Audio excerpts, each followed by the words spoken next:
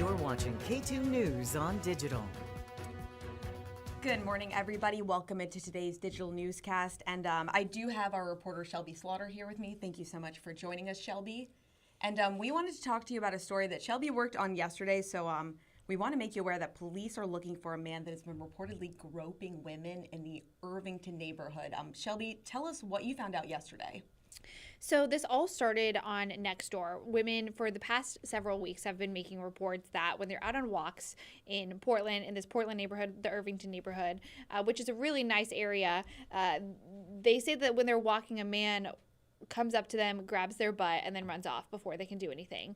And again, these are all over Nextdoor, and some of them have even shared pictures of him. And women are commenting like, this man has attacked me. And so 3 of those women that we know of have made reports saying to police. So police don't have an accurate description to share yet because they believe it's really vague, because on Nextdoor the women say he's wearing a mask.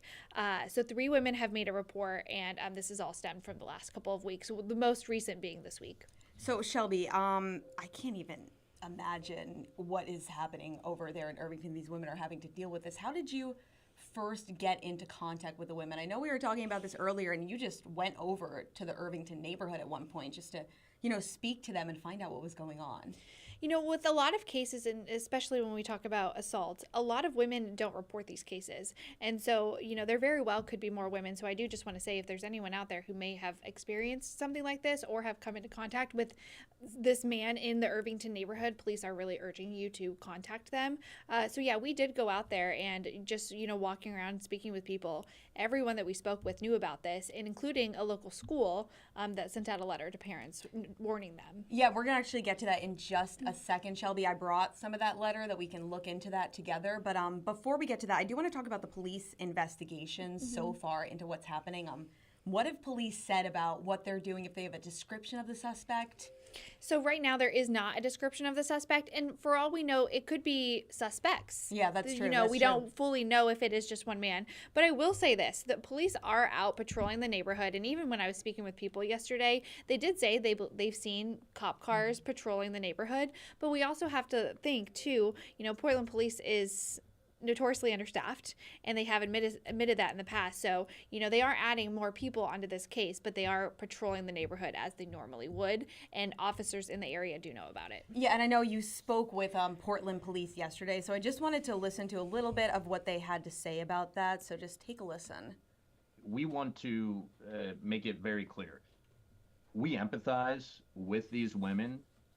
We understand that being touched inappropriately is not only invasive, but it can be traumatic. Our officers who work in the neighborhoods where these incidents are happening are aware of these assaults, and they are looking for the suspect or suspects. And then Shelby, I know you mentioned this earlier, but the school, this is part of the letter that the school sent out. I can't even imagine being a parent and getting that letter. That must be so frightening to see that. Right, and you have to think, a lot of kids, especially young girls, are walking home from school. Yeah, so I'm sure this is a very serious situation that Portland police, like we just said, they are out there patrolling. So just very scary. Like Shelby said, if any other women in the Irvington neighborhood have experienced this, do reach out to her. Shelby, let me get your contact information up on the screen so people know the best way to get in touch with you. Okay, you can see her Twitter handle is right on the screen. Yeah, reach out, because she's been talking to these women, getting their stories. So thank you for that, Shelby. I know it's important, police have the full picture of everything that's happening. Especially, and it's also really important, if you see something, even if it doesn't seem right or you think other people are reporting it, it's very important to, if you see something, say something and report that to police, because it very well could help with their investigation. 100%. Thank you so much for looking into that, Shelby. It's a really big, important story, so we do appreciate that. Shelby, she has a lot to do today, a lot of other news to get to, so we'll let you go. Thank you so much for speaking with us, though. And now let's bring in Katu's Sarah Bagby. We're going to talk about another story that we've been covering here on Katu, all the businesses that have been closing here in Portland, Sarah. Yeah, thanks for having me. One thing I noticed, we have a couple that we're going to talk about, just found out about it over the last couple of days, but the good news is we have all these people, we hear about all these businesses leaving, but we have a few coming in too. So let's first talk about the new ones that people don't know about. The Von Ebert one, I think that's the big one. Everyone's really devastated because that's a popular bar. I mean, that was a huge spot for a lot of people for many years. It's not that they're closing down completely though. They're just closing the doors at that one in downtown Portland. The Pearl District location, I mean, that was their flagship location. I've been there. It's great. I mean, it's just sad to hear because breweries are a thing that bring a lot of people downtown because, you know, you go out to get a drink, you might go to a store. But what I thought was very interesting, though, Sarah, so Katu, we spoke with the owner yesterday of Von Ebert Brewery.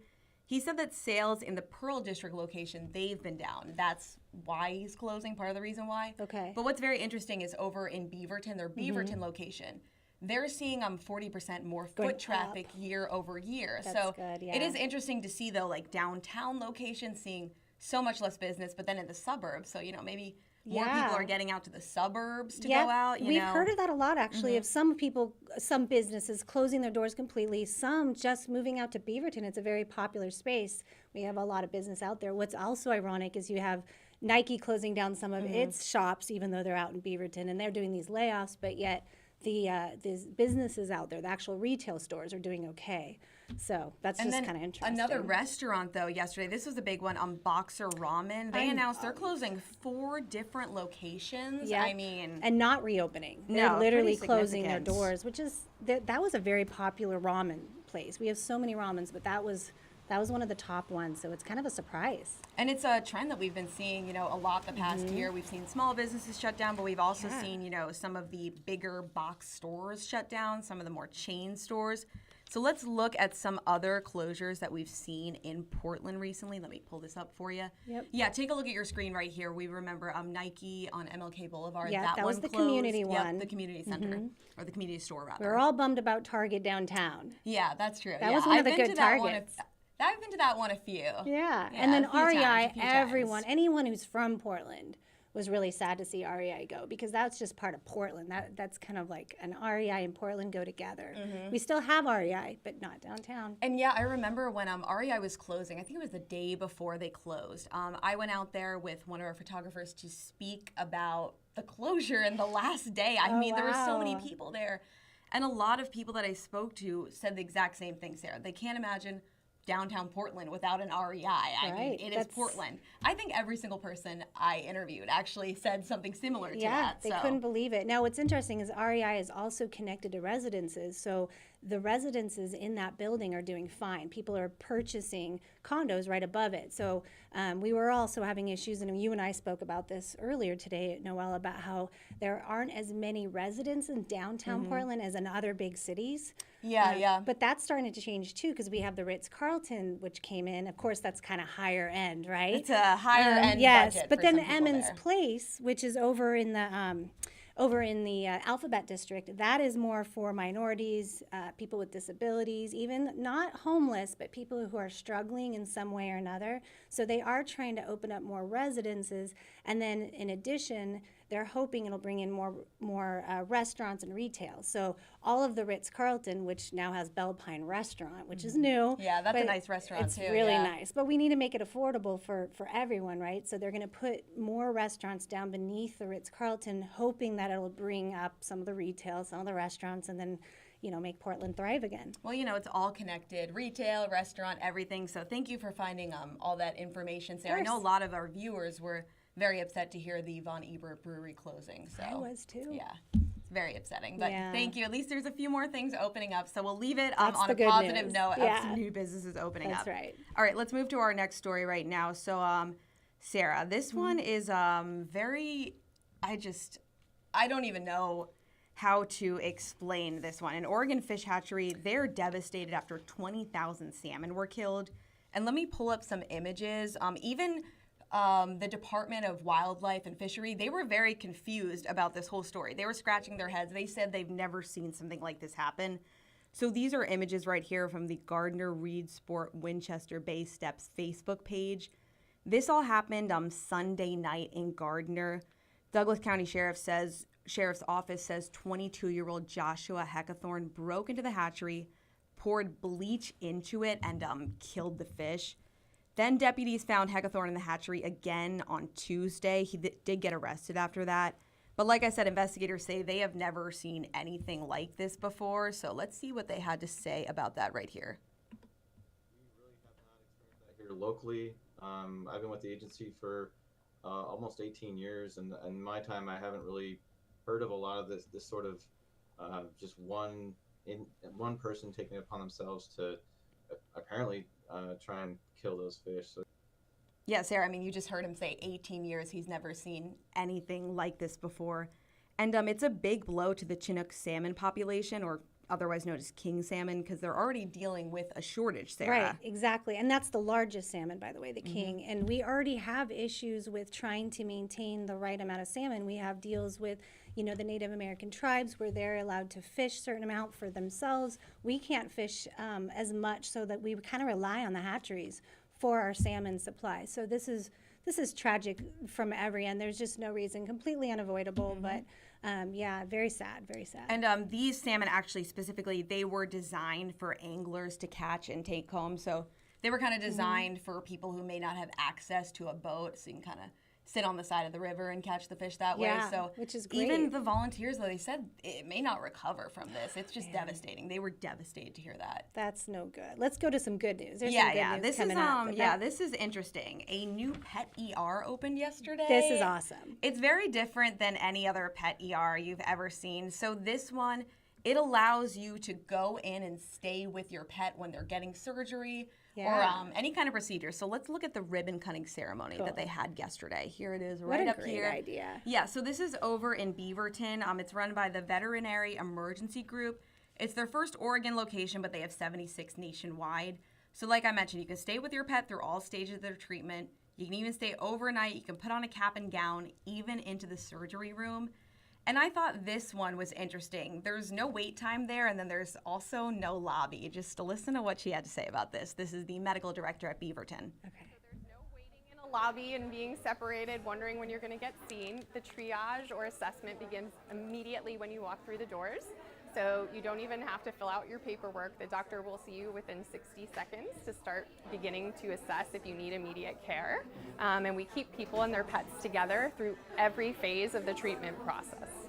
Yeah, my favorite part is you wait 60 seconds to see the doctor. I don't wish understand all doctors that, were though. 60 seconds. I mean, honestly, we have a shortage of veterinarians in the area. This has been kind of an issue since at least COVID, maybe even before. But during COVID, there was a huge shortage, and we've never really recovered from that. So I'm kind of surprised, and I'm wondering how they do that, because if everyone sees the story, we're all going to go in there. How can they manage that and have everyone not have a waiting time? That's amazing. I don't know. They somehow are pulling it off. I want to know how. I want to see the cost. I am very interested. Well, with no waiting time, that's when you fill out all the paperwork. Maybe you're spending a and lot stuff. for that, but and then if you're spending the night, it's not like they have beds. You can just be at your pet's side. No, they have a futon. So they have futons. There's costs there. Like, are you paying for all these? We're gonna have to look further into this. A lot of more information. But we just wanted to bring you the basics if you're interested. Like I said, there's 76 locations nationwide, but that's great. It is run by the Veterinary Emergency Group. So head over to our website. We do have some more information on that. And next, let's get to some events happening this weekend. Oh, good. So this one is the Purple Strides Portland for Pancreatic Cancer Walk. Now, that's the one that Helen's going to be emceeing, correct? Yep. Okay, cool. That'll Saturday. be big. Yeah. So that's going to be Saturday. Let me pull up some information that you can actually see. So it makes it a little bit easier, I feel like, for you guys to visualize it. Here we go, right here. So yeah, that opening ceremony is at 11:30. It is at the Portland International Raceway. I heard everyone in the newsroom talking about it. Angelica was talking about it. She's going to be there. A lot of people from Katu are going to be there to, be out there, support Helen. And this is for pancreatic cancer. So this is for a really good cause. Yeah, There's really good really cause. no reason not to go, in addition to it being really fun as well. And then another thing I wanted to bring up, Sarah, Saturday, the Cully Community Resource Fair. So this is at the Hacienda Community Development Corporation. It is from 11 a.m. to 2 p.m., and there's a lot of family-friendly activities there. There's kids' activities, chiropractic services for the parents there, and then local food vendors as well. That's so cool. As a parent, I will tell you, I'd be there just for the chiropractic I know. even. I love that they added that. It's like kids' that's activities. Smart.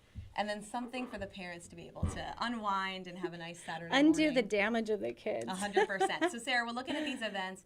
Looks like, 11:30, 11. At that time, is it going to be raining? I know Good we're dealing with a question. lot of rain this Right, weekend, it Sarah. is going to be raining for the next 7 days. In fact, we have a 7-day forecast we can show right now, actually. I mean, might as well for the weekend, right? So the bad news is you're not getting a whole lot of sunshine for the next, 7 days. But the good news is Saturday, we're going to take a little bit of a break from those showers till later in the afternoon. So there'll be some early morning possibly in most spots. Portland may get a little sprinkler too. Then in the afternoon into evening is when we're going to get most of that rainfall. So Saturday's looking great for those events. Sunday is when we get a few more showers, and this is all good news for the mountain passes. But down in Portland and on the sea level area and even on the coast, we're just looking at showers all the way through until Wednesday's our first day where we may have a break from that. So, All right, so just got to be that's- prepared. That's when we're going to see the sun, Sarah. We got to wait Yes. some time for that. A few sun breaks in there would be good too. Well, at least it'll be cleared for the walk and then for that community fair. Yep, and those of you with allergies, good that's news. true. This is washing them all out, the pollen off the cars and everything, so that's helpful too. I don't know. I feel like with with all that grows in Portland, even Yeah. with the rain, There's no still avoiding it. allergies. No, there's no For some, avoiding you're right. allergies here. All right, well, you guys, thank you so much for watching. That is our time for right now. We'll be back on Monday. Have a great weekend. This has been a K2 News digicast. K2 News is on your side.